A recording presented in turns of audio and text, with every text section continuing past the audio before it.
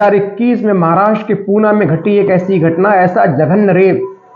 48 घंटों तक 12 शैतानों द्वारा लगातार इंसान के रूप में शैतानों द्वारा, भैंसियों द्वारा एक नाबालिग लड़की का जघन्य रेप, क्रूरता, बर्बरता की ऐसी दास्तान, ऐसी घटना घटती है कि पूरा देश सहम जाता है। दिल्ली की निर्भया कांड से ही घटना कम न थी, बल्कि ज्यादा, समझिए इसको ज्यादा कह सकते हैं, क्योंकि जिस प्रकार उसके साथ 12 भैंसी दरिंदों ने लगातार 48 घंटों तक बलात्कार किया, नाबालिग का यौन शोषण किया, उसको यातनाएं दी गई, उसका मजाक बनाया गया, उसको भूखा रखा गया।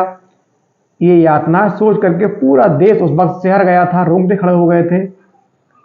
उसके बाद उसको एक मुंबई से चंडीगढ़ जाने वाली ट्रेन में बदहवास हालत में बिठा दिया जाता है। जब वो चंडीगढ़ पहुंचती है तो उसको एक पुलिसकर्मी देखते हैं, उनको देखते ही पहचान लेते हैं कि लड़की पीड़ित है, या बदहवास हालत में है, इसके साथ कोई अनहोनी जरूर हुई है। उसे बात करने की कोशिश करते हैं, लेकिन उसको हर व्यक्ति में भाई भैंसी नजर आ रहे थे, लिहाजा उसको आदमियों से नफरत हो गई थी, चिढ़ थी। आदमी देखकर वो मासूम डर रही थी, दुबक रही थी, किसी से बात करने को तैयार न थी। उसके बाद चाइल्ड हेल्पलाइन पे फोन किया जाता है, वहां से महिलाएं आती हैं, वो उसको भरोसा दिलाती हैं, माँ जैसा व्यवहार करती हैं, खाना खिलाती है। उसके बाद पूरी घटना वो बताती है, पुलिस तफ्तीश करती है। इस मामले में पुलिस की जो जांच है वो बाकायदी बहुत अच्छी थी, खूबसूरत थी, निष्पक्ष थी, तत्परता वाली थी, सूझबूझ वाली थी। पुलिस ने जिस तरह सूझबूझ का परिचय दिया, बाकी काबिल तारीफ था, जिसके चलते बहुत जल्दी घटना का खुलासा हो गया। दरअसल इस घटना को पूरा आप सिलसिलेवार तरीके से जानते हैं। मुंबई के आगे पूना, महाराष्ट्र के पूना शहर में 14 साल की नाबालिग लड़की पूना स्टेशन पर अपने दोस्त से मिलने के लिए आती है। उस वक्त रात के 10 बज रहे होते हैं, लेकिन उसका दोस्त कहीं दिखाई नहीं पड़ रहा था, उसका कहीं अता पता नहीं था, वहीं स्टेशन पर खड़ी थी।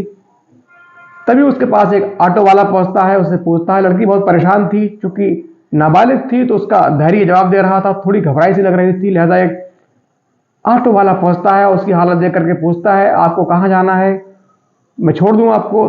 तो वो कहती है, नहीं, मेरा फ्रेंड है, आने वाला है, मैं उसका वेट कर रही हूँ, मुझे कहीं नहीं जाना है। उसके बाद जो ऑटो वाला है वापस चला आता है, और 10-15 मिनट के बाद बाहर सब कुछ देखने के बाद फिर आता है, उस लड़की से कहता है, बेटा आपका दोस्त वहां खड़ा है, वो देर से आने के चलते आपसे नाराज है, आपसे माफी चाहूंगा, वो देरी से आने के चलते आपसे शर्मिंदा है, आपसे नजरें नहीं मिला पा रहा है, वो बाहर खड़ा है, आपको बुला रहा है। लिहाजा वो लड़की है उम्मीद की नजरों से नाबालिग उस अनजान ऑटो ड्राइवर के साथ चल पड़ती है। ऑटो ड्राइवर कहता है, बेटा ये बोतल देता है, ये पानी पी लो, तुम भूखी हो, काफी देर से इंतजार कर रही हो, प्यास लगी होगी, गर्मी के दिन थे, अगस्त का महीना था। उसको पानी देता है। लड़की जैसे ही पानी पीती है, उसके कुछ क्षण मिनट के बाद लड़की हल्की हल्की बेहोशी की हालत में आ जाती है। चूंकि वो पानी में नशे की दवाइयां मिली हुई थी, लड़की को फौरन वो नशे की हालत में उठाता है, ऑटो में डालता है, सीधे ऑटो ले जाकर जंगल पहुंचता है, जहां उसके साथ दुर्दांत तरीके से बलात्कार करता है, उसका रेप करता है। उसके बाद उसको अगले कई घंटों तक अपने साथ रखता है। उसके बाद सीधे एक होटल पहुंचता है, वहां पहले से कुछ 12 दरिंदे, भैंसी दरिंदे इंतजार कर रहे थे।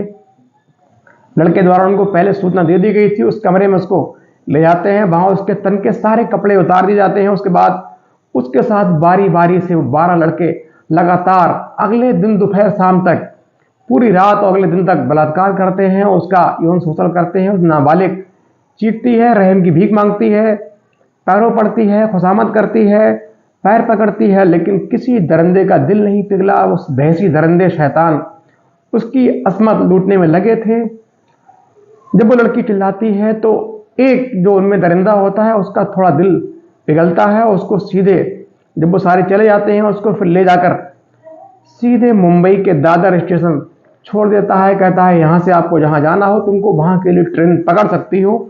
उसके बाद वहां से चला जाता है। लड़की बदहवास सी हालत, फटे से कपड़े, पैरों में चप्पल नहीं, बदहवास हालत, बाल उलझे हुए, जब स्टेशन पर पहुंचती है तो वहां खड़े 2 सफाई कर्मी जो रेलवे कर्मचारी थे वो उसको देखते हैं। उसकी हालत देखकर समझ जाते हैं कि लड़की बदहवास है, पीड़ित है, परेशान है, डरी हुई है। लिहाजा उनके अंदर भी शैतान जिंदा होता है। अभी कुछ शैतानों के चंगुल से छूटी थी, उसको तड़पी थी नाबालिग, क्रूरताएं सहकर यहाँ पहुंची थी, लेकिन तभी दो उसको वहशी शैतान और मिल गए। उन्होंने उसको पकड़ा, अपने साथ ले गए, उसके साथ बलात्कार किया। अगले कुछ घंटों तक उसको अपने साथ, कुछ दिनों तक अपने साथ रखा। उसके साथ कई बार बारी बारी से बलात्कार किया। उसके बाद उसको एक लावारिस की तरह एक मुंबई से चंडीगढ़ आने वाली ट्रेन में जनरल कंपार्टमेंट में सीटों के पास बैठा करके चले जाते हैं। ट्रेन चल पड़ती है, ट्रेन चल रही होती है, सैकड़ों लोग उसको देखते हैं, लेकिन वो मासूम, उसको तो इंसानी रूपी जो दरिंदे मिल चुके थे, उनके अत्याचार जुल्म सहने के बाद उसको हर इंसान में एक भैंसी दरिंदा दिखाई दे रहा था, खौफनाक दिखाई दे रहा था हर व्यक्ति उनको। लिहाजा उसने अपनी पीड़ा किसी से कही नहीं और ना ही किसी ने उससे पूछा। उसको लग रहा था कि जो इंसान घूम रहे हैं ये सब दरिंदे हैं, भैंसी हैं, इनसे कुछ कहूंगी तो ये फिर मेरे साथ वैसी घिनौनी घटना न कर लें, अत्याचार न कर दें। लिहाजा वो चुप रही, गुमसुम रही। किसी तरह चंडीगढ़ ट्रेन पहुंचती है। चंडीगढ़, चूंकि ट्रेन का एंड चंडीगढ़ होना था, ट्रेन मुंबई से चलकर चंडीगढ़ तक जाने वाली थी। ट्रेन सारी खाली हो जाती है। तभी वहां एक जीआरपी के जवान पहुंचते हैं। वो देखते हैं कि एक लड़की कोने में अकेली पड़ी है, और वो देखकर उनको ये समझते बिल्कुल क्षण मात्र नहीं लगता है कि लड़की किसी अनहोनी घटना का शिकार हुई है, ये बदहवास है। लिहाजा फौरन एक जिम्मेदार पुलिसकर्मी के ड्यूटी का पालन करते हुए, कर्तव्य का पालन करते हुए लड़की से बात करने की कोशिश करते हैं, उसकी परेशानी पीड़ा जानने की कोशिश करते हैं। लेकिन वो लड़की, उसको इंसानों से नफरत हो चुकी थी। उसको हर इंसान के अंदर वही दरिंदे, भैंसी दरिंदे दिखाई पड़ रहे थे। उसको अपनी अजमत लुटते हुए दिखाई पड़ रही थी। लिहाजा उसने कुछ नहीं बताया। तभी उस जिम्मेदार, एक काबिल होनहार पुलिसमैन ने चाइल्ड हेल्पलाइन पे फोन किया। फौरन वहां एक महिला अधिकारी पहुंचती हैं। महिला अधिकारी उसकी हालत देखती हैं, समझ जाती हैं इसके साथ कहीं ना कहीं अनहोनी हुई है। लिहाजा उसको माँ जैसा प्यार देती हैं, उसको भरोसा दिलाती हैं, उसके लिए खाना मंगाती हैं, पानी मंगाती हैं। जब उसको लगता है कुछ सांत्वना होती है, उसके बाद उसको कुछ कुछ बताती है। उसके बाद उसको डॉक्टरी सहायता दी जाती है। पता लग जाता है इसका रेप हुआ है, लेकिन चूंकि अब तक कुछ बता नहीं पा रही थी कहाँ की रहने वाली है, लिहाजा उसका इलाज चल रहा था। पूरी टीम, पुलिस की टीम और जो महिला हेल्पलाइन है, ये पूरी अपनी टीम के साथ, महिलाओं के साथ उसको देख रहे थे। उधर जो परिजन है वो उसी दिन से अपनी बच्ची को ढूंढ रहे थे। चूंकि वो एक नर्सरी में बागबानी क्या करते थे, नर्सरी में काम करते थे, पौधे लगाते थे, पौधे की रुपाई करते थे, प्लांटिंग करते थे। तो वहां उन्होंने बेटी जब देर रात तक नहीं लौटी तो उन्होंने अपने स्तर से खोजना शुरू किया। रिश्तेदारों को पता किया, फोन लगाया, फोन स्विच ऑफ आ रहा था लगातार। उन्होंने आसपास के लोगों से पता किया, जहां जहां उसका जाना आना था वहां जाकर पता किया। उसके जो दोस्त हैं, जो सहेलियां हैं, वहां पता किया। आसपास से घरों में ढूंढा, शहर में सब, और जहां उनको ढूंढ सकते थे ढूंढा।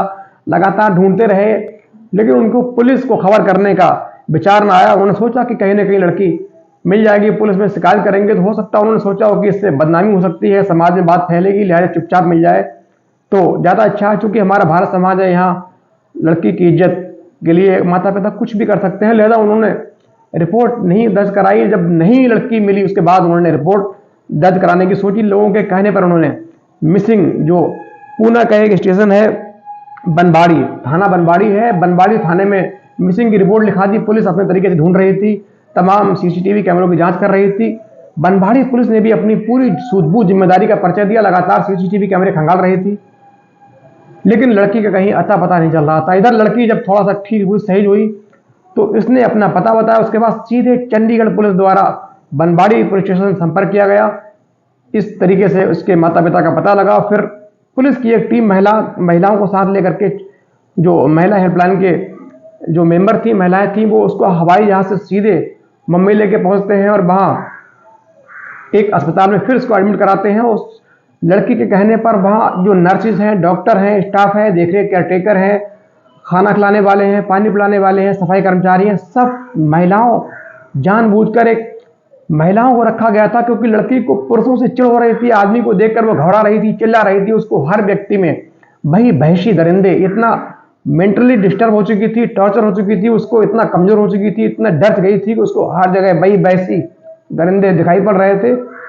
उसके बाद उसका इलाज हुआ। पुलिस ने तफ्तीश शुरू की। पुलिस ने सैकड़ों जो कैमरे हैं खंगाले, स्टेशन की ओर जाते हुए कैमरे जब पुलिस खंगाल रही थी तो पुलिस को, चूंकि पुलिस ने उसके मोबाइल की लोकेशन निकाली तो वो लोकेशन स्टेशन के पास भी निकली। फिर स्टेशन की ओर जाने वाले सारे कैमरे चेक किए गए तो एक ऑटो में बैठी लड़की दिखाई पड़ रही थी। उस लड़की को पहचाना गया। उसके बाद ऑटो ड्राइवर को गिरफ्तार किया गया।